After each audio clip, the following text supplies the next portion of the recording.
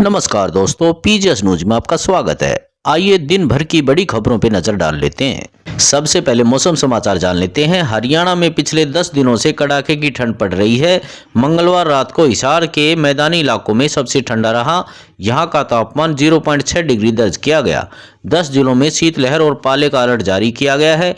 इसमें झज्जर, रोहतक, जींद, करनाल, भिवानी, फतेहाबाद, कैथल, सिरसा, हिसार और कुरुक्षेत्र शामिल हैं। रोहतक जिले में दिन में सबसे ज्यादा ठंड पड़ रही है। यहां 24 घंटे में अधिकतम तापमान में 1.5 डिग्री की गिरावट देखने को मिली।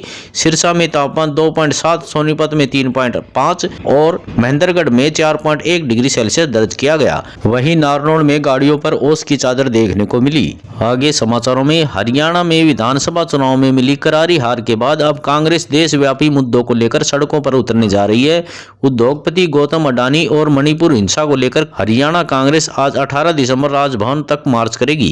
हरियाणा कांग्रेस यह मार्च अखिल भारतीय कांग्रेस की ओर से जारी पत्र के बाद करेगी। इसको लेकर प्रदेश अध्यक्ष उदयभान ने एक पत्र जारी किया था। इस पत्र में उदयभान ने कुमारी शैलजा समेत पार्टी के अन्य सांसदों को भी निमंत्रण भेजा है। इस रोष मार्च में प्रदेश कांग्रेस संगठन से जुड़े नेताओं, विभागों और प्रकोष्ठों के प्रत्येक क्षेत्रीय नेताओं को निमंत्रण भेजा गया है। आगे, हरियाणा के हिसार में समाधान शिविरों में अफसरों की लापरवाही देखने को मिल रही है। दैनिक भास्कर की टीम जब समाधान शिविर की हकीकत जानने नगर निगम पहुंची तो पता चला कि समाधान शिविर दोपहर 12 बजे की बजाय 11 बजे ही समाप्त हो गया।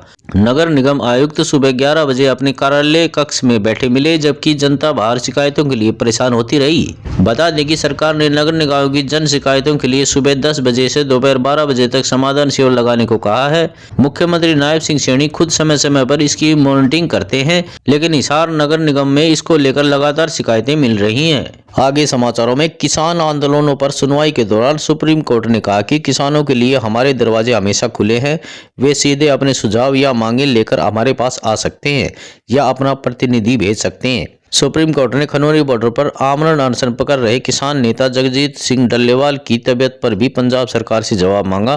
पंजाब के अटॉर्नी जनरल गुरमिंदर सिंह ने कहा, डल्लेवाल के साथ बातचीत हुई है। उन्होंने अपने मेडिकल टेस्ट करवाने से इनकार कर दिया है। उनके सभी जरूरी अंग सही तरीके से काम कर रहे हैं। सुप्रीम कोर्ट ने ऑर्डर में कहा, राज्य सरकार के लिए अच्छा नहीं होगा अगर डल्लेवाल को कुछ होता है और आरोप लगते हैं। उन्हें सभी मेडिकल सुविधाएं मिलती रहे। राज्य सरकार यह सुनिश्चित करे।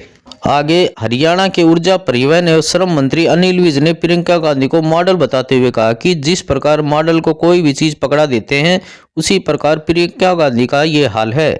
वहीं विज ने कहा कि कांग्रेस के राज्यसभा सांसद सुरजेवाल अंधभक्त होकर एक परिवार की गुलामी कर रहे हैं।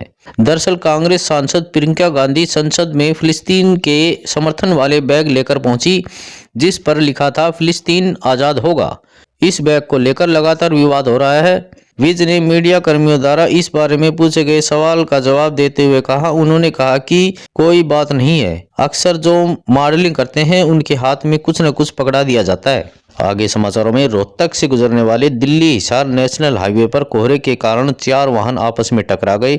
हादसे में चारों वाहन क्षतिग्रस्त हो गए। हादसे के बाद जाम जैसी स्थिति पैदा हो गई और कई वाहनों को रुककर गुजरना पड़ा। गनीमत यह रही कि वाहनों में सवार लोग बाल बाल बच गए। उन्हें मामूली चोटें आई है। इसी बीच मामले की सूचना पुलिस को दे दी गई। शिवाजी कॉलोनी थाना पुलिस मौके पर पहुंची और जाँच शुरू कर दी है। आगे खबरों में, हरियाणा के भिवानी में बुधवार सुबह रोडवेज बस बेकाबू होकर पलट गई, जिससे उसमें सवार 24 सवारियां घायल हो गई।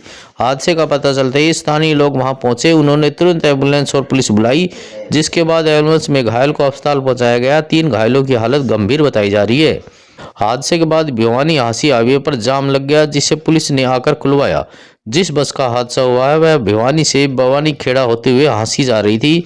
पहले बस का टायर फटने की बात सामने आई, लेकिन पुलिस जांच में पता चला कि अचानक ट्रैक्टर ट्रॉली चलने से बस को कच्ची सड़क पर उतार दिया, जिस वजह से यह हादसा हुआ। आगे खबरों में, शंभू और खनौरी बॉर्डर पर चल रहे किसान आंदोलन में संयुक्त मोर्चा शामिल नहीं होगा। चंडीगढ़ में हुई मोर्चे की इमरजेंसी मीटिंग में इसका फैसला लिया गया। मोर्चे के नेता जोगिंदर सिंह उगराहा ने कहा कि जगजीत सिंह डल्लेवाल को मरणव्रत तोड़ने के लिए नहीं कहेंगे, यह उनका फैसला है। उन्होंने कहा कि 23 दिसंबर को पूरे पंजाब में एसकेएम की तरफ से बड़ा बड़ा विरोध प्रदर्शन किया जाएगा।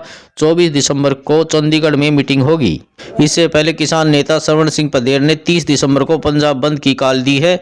उन्होंने कहा कि इमरजेंसी सेवाएं बहाल रखेंगे। हम दुकानदारों, धार्मिक संस्थाओं, व्यापार मंडल और ट्रेड यूनियनों से मीटिंग करेंगे। इनसे मांग करेंगे कि वह पंजाब बंद में सहयोग दे। बुधवार को किसानों ने पंजाब में 3 घंटे रेलवे ट्रैक जाम किया। किसान दोपहर 12 बजे 48 जगहों पर ट्रैक पर बैठे गए। 3 बजते ही किसानों ने ट्रैक खाली कर दिए। रेलवे ट्रैक जाम होने से दिल्ली पठानकोट सुपरफास्ट एक्सप्रेस की लुधियाना के डंडारी कला में रोकना पड़ा। कुछ ट्रेनों को कैंसिल तो कुछ को डाइवर्ट भी करना पड़ा। किसानों के प्रदर्शन से करीब 60 ट्रेनों की आवाजाही पर असर पड़ा। आज समाचारों में बस इतना ही। कल मिलते हैं और नई खबरों के साथ। तब तक के लिए नमस्कार।